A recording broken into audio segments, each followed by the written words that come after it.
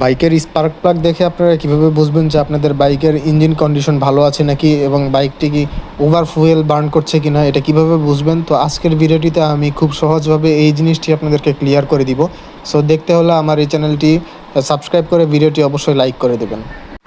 এই ছবিটি খুব ভালো করে লক্ষ্য করুন। এটি হচ্ছে একটি নষ্ট স্পার্ক প্লাগ। দেখতে পাচ্ছেন যে স্পার্ক প্লাগটি অতিরিক্ত কালো হয়ে গিয়েছে, এবং আপনাদের বাইকের স্পার্ক প্লাগও যদি এই ধরনের কালো হয়ে যায় এবং তেলে ভিজা থাকে, তাহলে মনে করবেন যে আপনাদের বাইকটি ওভার ফুয়েল কনজিউম করছে এবং আপনাদের মাইলেজ খুবই খারাপ দিচ্ছে।